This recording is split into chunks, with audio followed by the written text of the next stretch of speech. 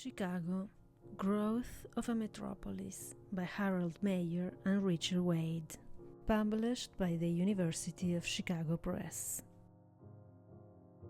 This is the story of Chicago and how it grew. In a little over a century, it rose from a mere frontier outpost to become one of the great cities of the world. In 1820, the site contained a fort, a few dwellings, and no special prospects. 80 years later, Chicago, comprising almost 2 million people, was the vital center of a whole continent and the home of many of the nation's largest business enterprises. In the 1960s, its metropolitan population exceeded 7 million, its hinterland covered nearly 1 million square miles, and its commercial interests stretched around the globe. No single book can simply encompass the immense scope of this development or convey the endless diversity of the life of Chicago's people. But with the help of the camera, it is possible to capture some dimensions of this extraordinary story, for most of Chicago's past lies within the history of photography. As early as the 1850s, amateur and professional photographers became fascinated with the changing city, catching its many faces and recording its constantly shifting profile. These pictures, supplemented by a few drawings and sketches, constitute a priceless archive and make it feasible to reconstruct much of the physical shape of Chicago at different stages of its growth. This volume, however, tries to do more than show physical development. It attempts to suggest how the city expanded and why it looks the way it does. This broad purpose explains the dual authorship, for the task seemed to require the tools of both the historian and the geographer, the former with his emphasis on the texture of life and the latter with his concern for spatial relationships. It is the joining of the land and the people that makes the city, and the partnership of two disciplines appears to be an appropriate strategy in approaching this process. Because it asks different questions, this book differs markedly from other pictorial histories of American cities. Instead of emphasizing society and customs, this volume deals with the physical conditions of life. In place of the conventional interest in founding fathers and leading families, it is more concerned with street scenes and ordinary people. Without neglecting the downtown, it also reaches into the residential areas and neighborhood shopping centers. Moreover, this volume is concerned with suburbs and satellite towns, as well as the historic city. It encompasses the areas from Waukegan on the north to Elgin in the west to Gary in the east. In short, it tries to reconstruct metropolitan Chicago and to see it as it appeared to successive generations of residents and visitors. This book also differs from other pictorial histories because it attempts to use photography as evidence instead of as a mere illustration. Generally, historians have employed pictures to illustrate a text or to make an event or personality more vivid and compelling. In some instances, a powerful photograph is thought to convey an emotion in a way which words cannot. "One picture is worth 1,000 words" is the popular shorthand for this practice. Illustrated histories have been the result, and many are beautifully and effectively executed. This volume, however, uses photography as a document. Thus, Hessler's panorama of Chicago in 1857 is not simply a quaint view of a young town. It is a visual census of the city which tells us things that we cannot get easily or at all in other ways. For instance, the mixture of land uses with residential, commercial and industrial buildings abutting each other is clearly displayed. It reveals the scale and spatial relationships of the urban environment. It fixes the relationship of the city to the lake and to the surrounding countryside. And it locates the traffic in the river. Although contemporary drawings and sketches often faithfully reproduce the size and shape of buildings, the photograph provides fuller fidelity and much wider coverage. Photographic documentation is especially useful in describing the physical growth and internal spatial patterns of cities. In no other way can we see the successive stages of development. No other sources show so clearly the transformation of open land to urban purposes, or so well traces the intensification of urban use over a period of time. In a unique way, too, the camera records the changing skyline, from the first courthouses and churches to the dominant commercial skyscrapers of the present. An aerial view can convey the pattern of the metropolis. A snapshot can catch the tangled texture of the neighborhood or street, and the photograph handles the problem of scale, the size of things in the environment, in a way that cold statistics never can. Yet, like all documents, the photograph has its limitations. The photographer, no less than any other observer, selects his material.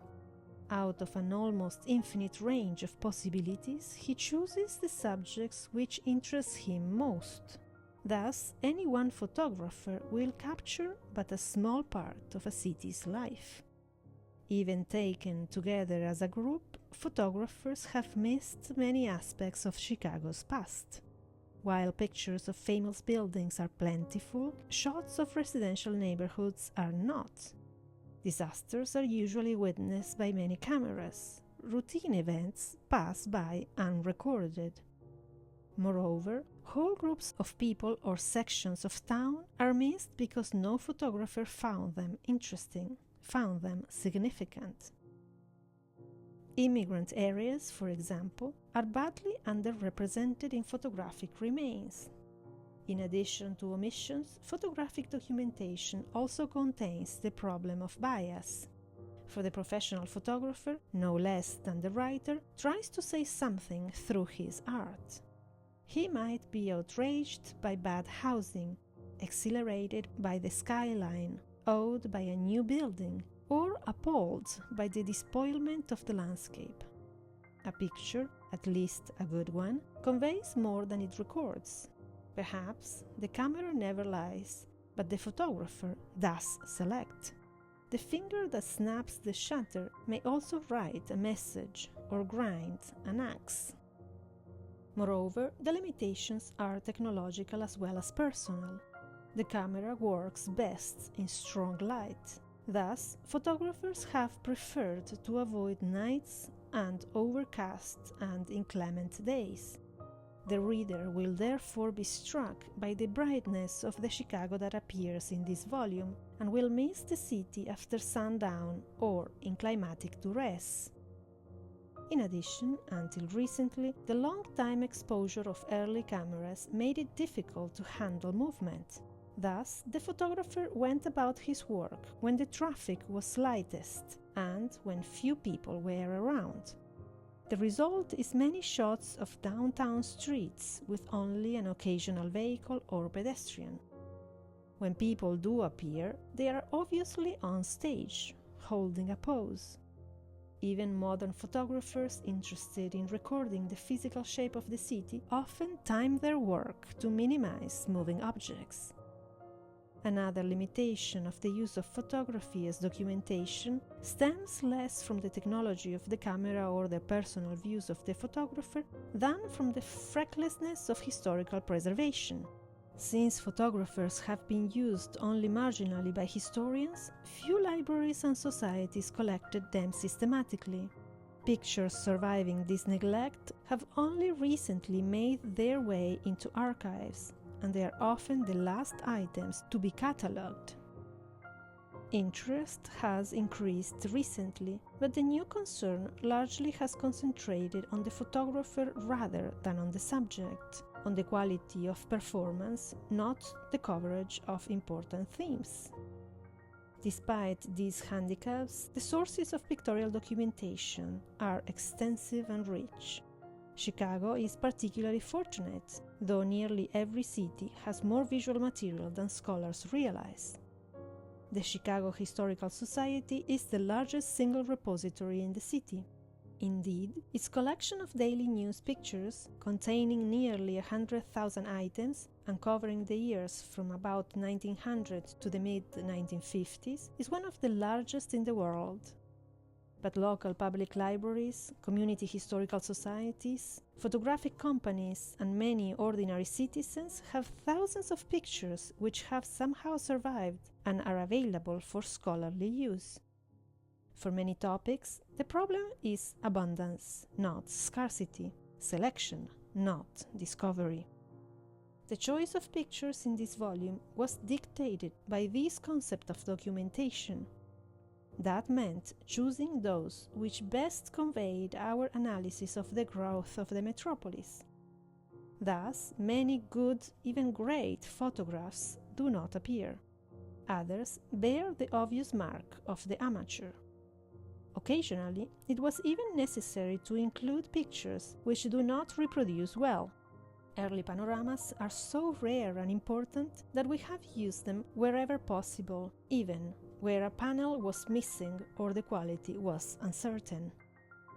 We also try to avoid reproducing pictures that have appeared elsewhere. Indeed, most of the photographs in the book have never been used before. To aid the reader in the reconstruction of the growth of Chicago, we have prepared a group of maps. They cover a variety of topics, but 3 series are especially important.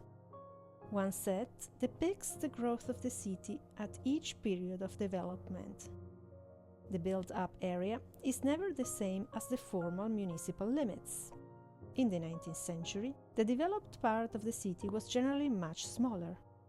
In the 20th century, the population has spilled outside that boundary and reached into 7 nearby counties.